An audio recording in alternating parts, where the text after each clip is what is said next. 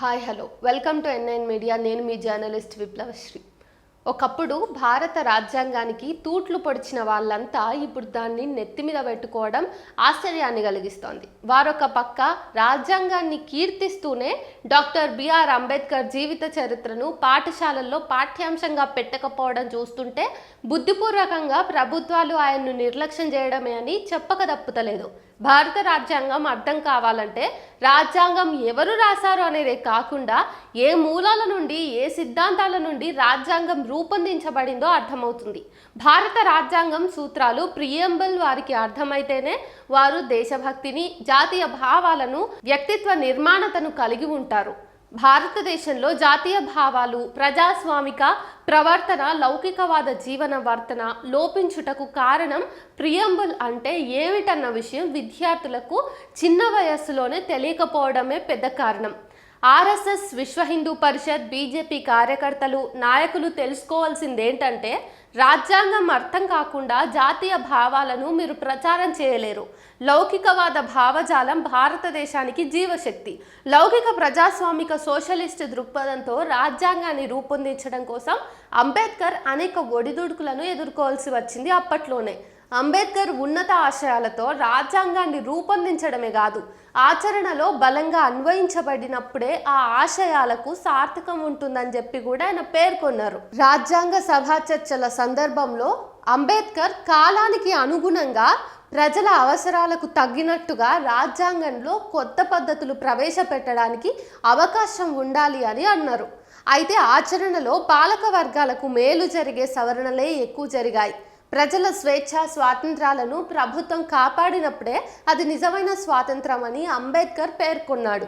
కానీ ప్రజల మీద ఈనాడు పాశవిక దమనకాండ జరుగుతూ ఉంది.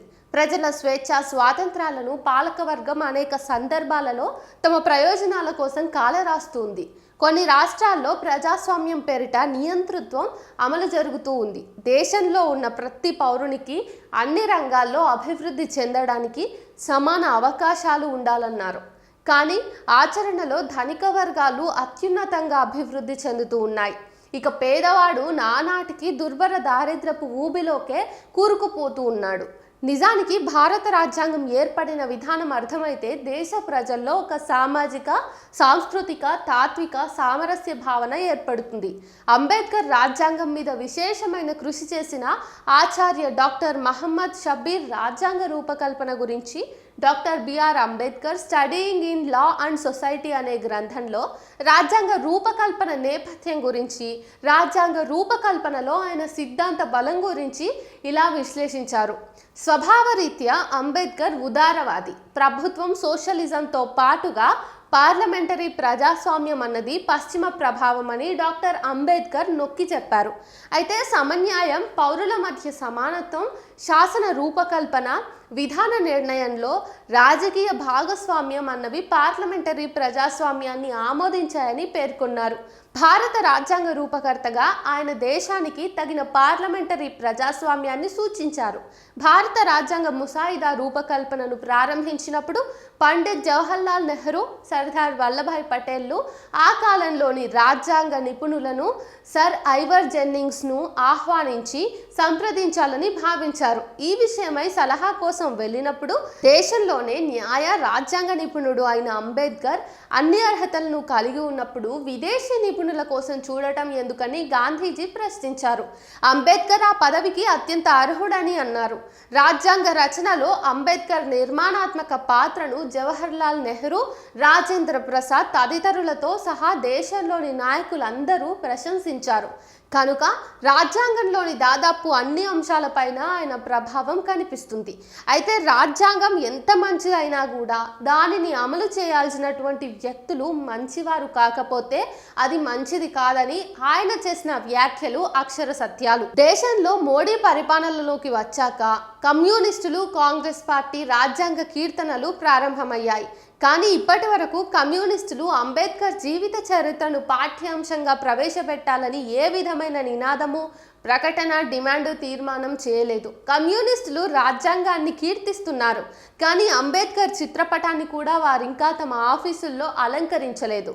నీల్ లాల్ అనే నినాదం అయితే ఇచ్చారు, కానీ అంబేద్కర్ జీవిత చరిత్రను, అంబేద్కర్ రాజ్యాంగాన్ని రూపొందించిన విధానాన్ని వారి కార్యకర్తలకు బోధించడం లేదు.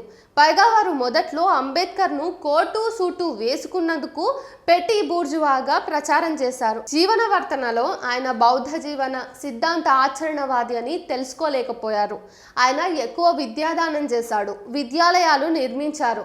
అందుకే కమ్యూనిస్టులు ఈ ద్వంద్వ వైఖరిని వదిలిపెట్టాల్సి ఉంది. రాజ్యాంగాన్ని కొనియాడుతూ అంబేద్కర్ పేరు లేకుండా వారు మాట్లాడుతున్నారు. వారిలో ద్వైద్వీకృత ఆచరణ పోవలసిన అవసరం ఉంది. కాంగ్రెస్ పార్టీ అధినేత రాహుల్ గాంధీ కూడా రాజ్యాంగాన్ని గూర్చి ఇప్పుడు ప్రవచిస్తున్నాడు, కానీ అంబేద్కర్ జీవిత చరిత్రను పాఠ్యాంశంగా పెడతామని ఎన్నికల మేనిఫెస్టోలో పెట్టలేకపోయాడు. అంతేకాదు కుల నిర్మూలన, వివాహితులకు ఉద్యోగ వసతి కలిగిస్తామని సైతం ఆయన పెట్టలేకపోయారు. అందుకే మహారాష్ట్రలో దళితులు, స్త్రీలు ఉచితాలు ఇస్తామనే వారి వైపు మొగ్గు చూపారు. భారతీయ సమాజంలో కులం ఎంతగా పాతుకొని పోయిందంటే ప్రతి అంశం కులం ఆధారంగానే వ్యవస్థీకృతమై ఉంది. ఒక భారతీయుడు మరొక భారతీయుడితో కలిసి భోజనం చేయలేడు, వైవాహిక సంబంధాన్ని ఏర్పరచుకోలేడు. ఎందుకంటే వారి మధ్య సంబంధాలను కులమే నిర్ణయిస్తుంది. రాజకీయాలలో కూడా కుల ప్రాధాన్యతే దర్శనమిస్తుంది. కుల వ్యవస్థకు వ్యతిరేకంగా నినాదాలు ఇస్తున్నప్పటికీ కుల వ్యవస్థను ప్రోత్సహిస్తున్నవి రాజకీయ పార్టీలే. అంబేద్కర్ ఆశయాలు, సిద్ధాంతాలు సమాజహితమైనవి, సమసమాజ భావనతో కూడుకున్నవే, నిజాయితీతో, నీతితో కూడుకున్నవే. ఆయన రాజనీతిజ్ఞుడు. ఆయన జీవిత చరిత్రను తెలుసుకోవటం దేశ ప్రజల యొక్క బాధ్యత. అందుకే రాజ్యాంగ ప్రియాంబుల్ను ప్రతి హై స్కూల్లో, అసెంబ్లీలో చదివించడం మన కర్తవ్యం. నేటికి ఆయన పరినిర్వాణం చెంది 68 ఏళ్ళు. వచ్చే ఏప్రిల్ 14కు ఆయన జన్మించి 133 ఏళ్ళు. ఇప్పటికైనా కేంద్ర రాష్ట్ర ప్రభుత్వాలు ఆయన జీవిత చరిత్రను పాఠ్యాంశంగా ప్రకటించాలనే బాధ్యతను గుర్తించాలి. రాజ్యాంగమే కాదు, ఆయన జీవిత చరిత్ర కూడా రాజ్యాంగబద్ధమైనదే. అందుకే అన్ని పార్టీల వాళ్ళు ఏకకంఠంతో అంబేద్కర్ జీవనగాథను అభ్యసించి రాజ్యాంగ పరిరక్షణకు నిజంగా పాటుపడవలసిన చారిత్రక సందర్భం అయితే ఇది. ఆ చారిత్రక కర్తవ్యాన్ని నిర్వహిద్దాం.